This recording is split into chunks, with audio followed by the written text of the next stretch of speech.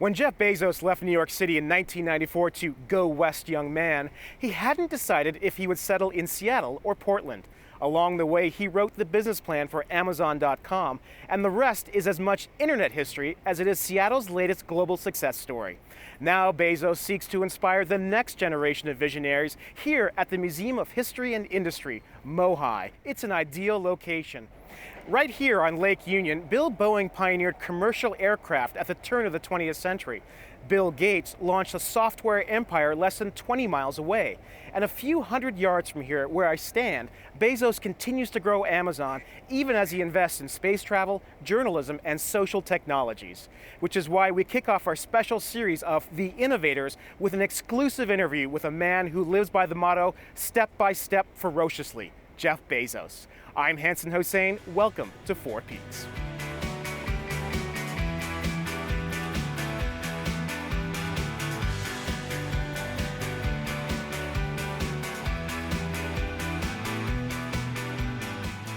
Jeff Bezos, welcome. Thank you. You are a man who embodies innovation. So what place does innovation actually have in a museum that wants to archive it? I mean, how do you inspire the kind of innovation you'd like to see in the world? Well, I think one of the things that you want is for kids, when they come to a museum like this, to be inspired by what's come before and to see what's possible and to see how individuals and companies invent pieces of the future and what that really means for our lives. And in Seattle, this is such a hotbed of innovation. It's really kind of remarkable, on a per capita basis. I don't know of any place that has spawned more invention, more companies that really have, made a dent in the world. Yeah, I mean, and that geographic location right here in Seattle, right South Lake Union, close to Amazon. Why was it so important for you to actually put this monument to innovation or this inspiration to innovation right here? Well, the MOHI had already selected this location. They were moving for other reasons, but I just think MOHI is the perfect environment for a center for innovation. That's kind of what they've been focused on from their founding. And when you think about our location where Bill Boeing actually launched his first plane, and we're 20 miles away from Bill Gates and now Jeff Bezos, this is probably, it feels like the right place. Like Seattle does have this incredible story around innovation. Yeah, there's something in the water here. As he left New York, it was a toss-up between the Rose City and the Emerald City. Find out why Jeff Bezos chose Seattle to start Amazon.com when Four Peaks returns.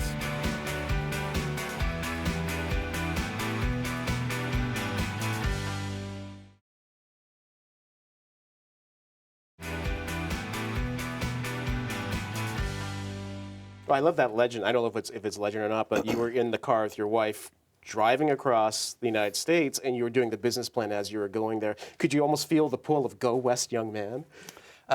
Absolutely. In fact, I had not made the final decision. By the time the movers came and collected our stuff to take it from New York City to Seattle, I was still deciding between Seattle and Portland. Oh. And so I just told them, well, just get started heading west.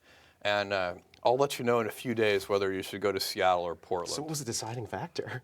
Well, the deciding factor was that Seattle is a little bit bigger.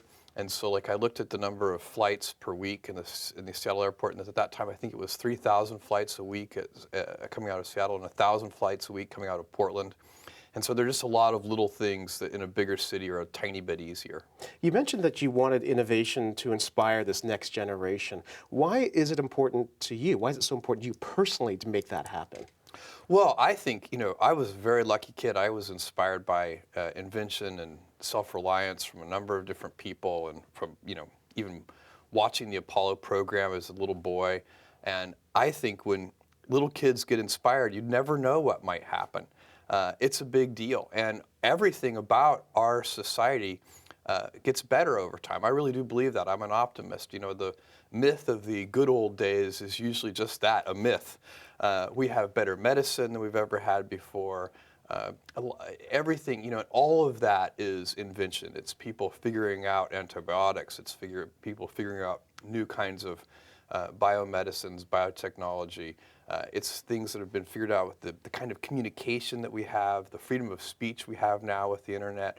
There's so many things that are getting better, and a lot of that is powered by invention. Is there a particular methodology to that? Because I think that's really important, especially for young people, to actually do that self-assessment and find that passion. Do you have any advice? I think that I think many kids and many grown-ups do figure out over time what their passions are. And sometimes I don't think it's that hard. I think what happens though sometimes is that we let our intellectual selves overrule those passions. And so that's what needs to be guarded against. Kids are very good about knowing what their passions are. I love that, because I think I've seen you describe this way, that you've always maintained that sense of wonder. I think that's what kids have, but we lose it somehow along the way. Yes, everybody, it's a gift if you can keep your childlike sense of wonder. And it helps with creativity, it helps to have fun. You laugh more and play more if you keep that childlike sense of wonder. So Bill Boeing, Bill Gates, Jeff Bezos, if you looked at what you've brought and the legacy of innovation, how would you describe that? Well, I think what I would hope Amazon's legacy would be is Earth's most customer-centric company. What we have always wanted to do is raise the standard for what it means to be customer-centric to such a degree that other organizations, whether they be other companies or whether they be hospitals or government agencies, whatever the organization is, they should look at Amazon as a role model and say, how can we be as customer-centric as Amazon? Even competitors, I imagine, right? Hopefully competitors as well. But if we could make, if that could be our legacy, that we kind of raised the general idea of what it means to be customer-centric, that would be a huge accomplishment. It would be accomplishing a mission that's much bigger than ourselves. Harvard Business Review called you recently the most successful living CEO. Steve Jobs obviously was listed as well. What does that mean to you as you consider your own leadership style? Well, I think if you look at the big ideas at Amazon, what we're really focused on is thinking long-term, putting the customer at the center of our universe, and inventing. Those are the three big ideas, and they work well together. I don't think that you can invent on behalf of customers unless you're willing to think long-term, because a lot of invention doesn't work. If you're going to invent, it means you're going to experiment, and if you're going to experiment, it means you're going to fail, and if you're going to fail, you have to think long-term. So these three ideas, customer centricity, long-term thinking, and a passion for invention, those go together. That's kind of the Amazon cocktail. That's how we do it, and by the way, we have a lot of fun doing it that way. That long-term thinking especially is what I find so powerful, because you have been known to be somebody who is going to plant seeds and just wait. How do you deal with the pressure of, say, Wall Street, or you have a dot-com crash? I've never seen you panic. You stay the course and you sort of stick to your script. How do you do that, and how do you advise us to sort of internalize that as well as a strategy? Well, I think that if you're straightforward and clear about the way that you're going to operate, then you can operate in whatever way you choose. And we don't even take a position on whether our way is the right way. We just claim it's our way. But Warren Buffett has a great saying along these lines. He says, you can hold a ballet, and that can be successful. And you can hold a rock concert, and that can be successful. Just don't hold a ballet and advertise it as a rock concert. And so you need to be clear with all of your stakeholders with, are you holding a ballet or are you holding a rock concert? And then people get to self-select in. We hire people who are really motivated by building new customer experiences. They like to pioneer. They like the rate of change. They wake up in the shower motivated by thinking about customers. And occasionally somebody joins Amazon who their primary motivation comes from thinking about competition or competitors. And those people can find Amazon a little dull. Again, it's not about right or wrong. It's just that different people are motivated by different things. And what happens with corporate cultures is that over time, people collect themselves in a way where they like that culture, and then it becomes self-sustaining. And so we really have a group, deep in our corporate DNA at this point, is people who like to pioneer, people who like to invent. We like going down blind alleys, wondering, or narrow alleys anyway, wondering whether they're going to be blind alleys or whether they're going to open up into broad avenues.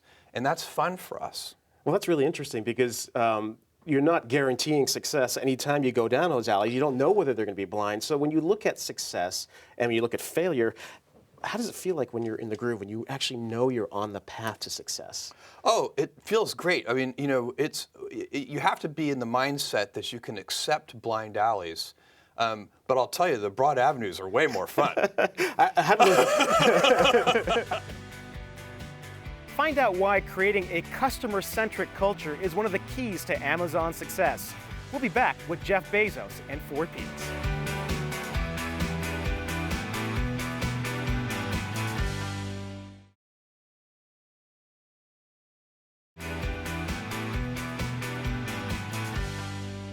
We're back at the Museum of History and Industry, home to the new Bezos Center for Innovation. Let's return to my conversation with Jeff Bezos.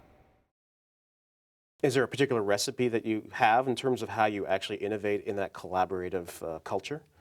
I think, and I don't think there's a particular recipe, but there are elements of what we do that I think help. So one of them is that inside our culture, we understand that even though we have some big businesses, new businesses start out small.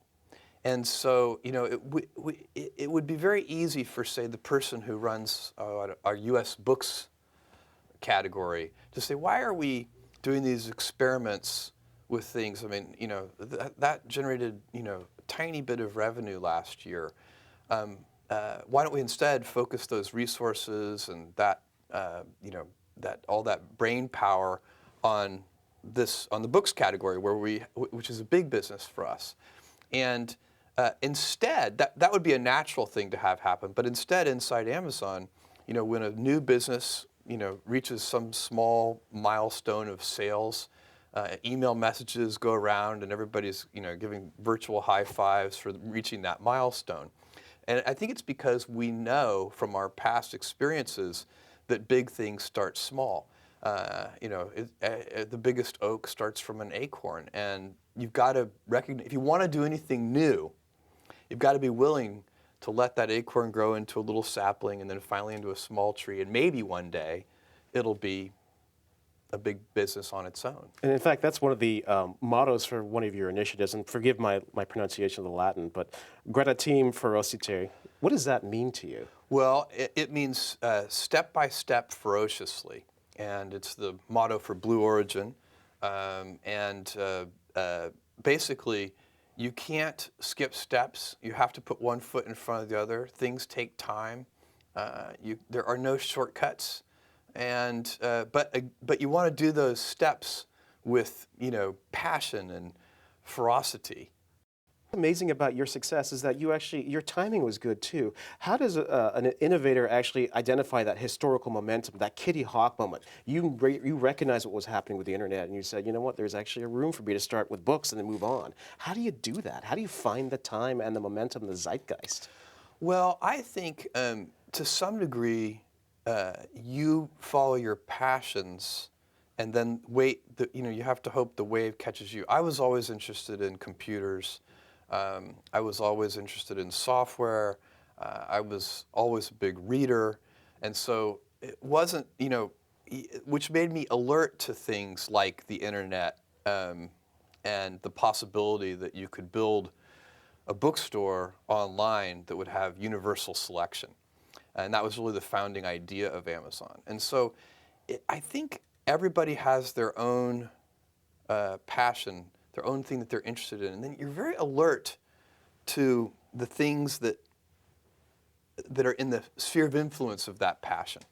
So your passion has led you to change the world, frankly, with Amazon. But yet you've got Blue Origin, you've got Bezos Explorations. Why can't somebody like you just rest on your laurels? Go play golf. Well, I love what I do. I also have 4 kids. I have a wife that I love. I have a lot of passions and interests, but one of them is, you know, at Amazon, the rate of change is so high, and I love that. I love the pace of change.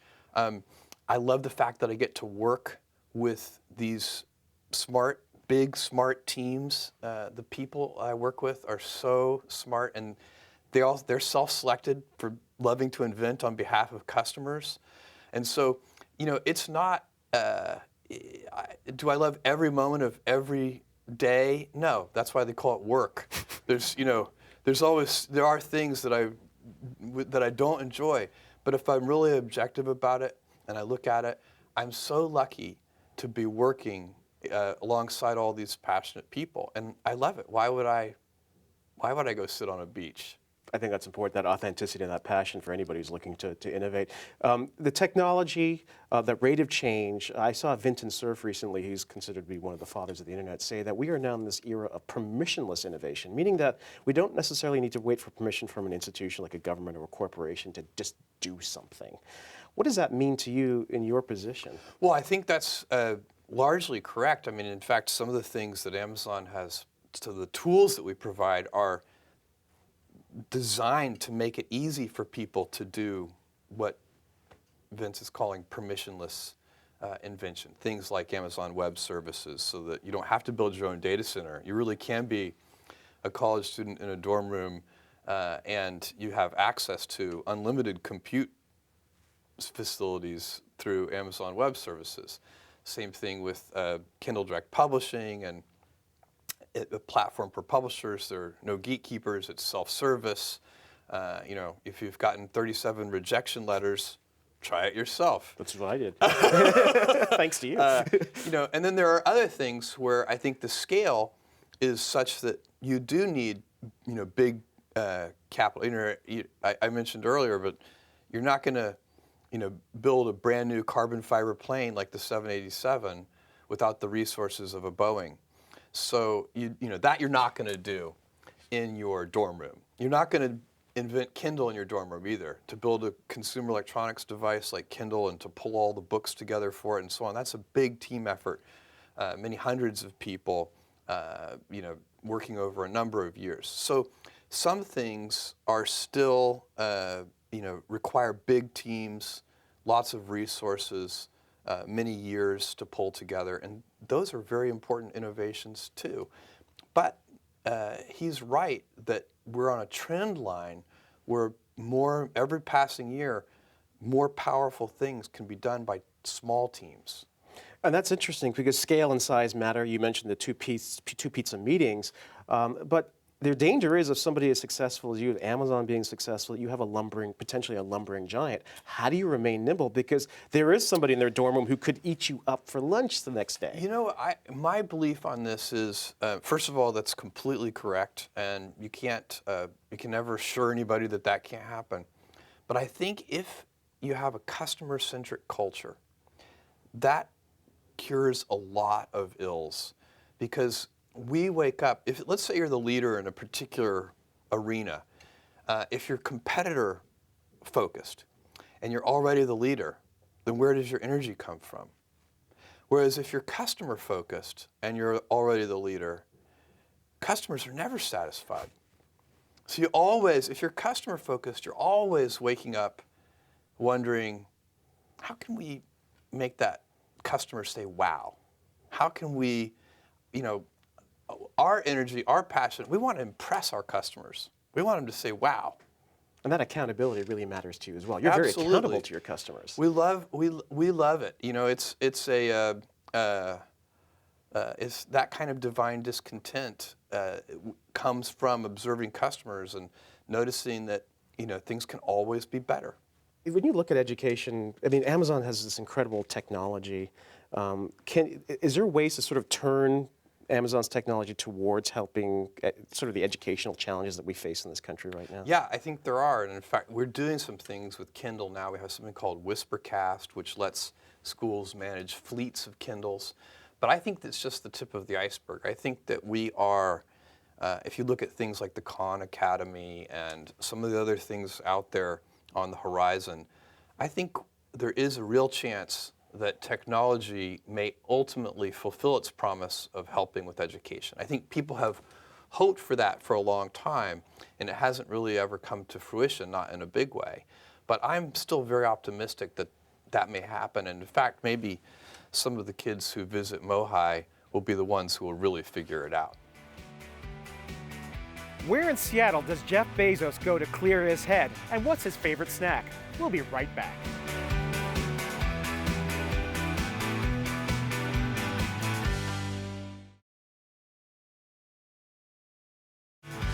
Four Peaks is made possible by generous support from the Museum of History and Industry and from Weber Shandwick.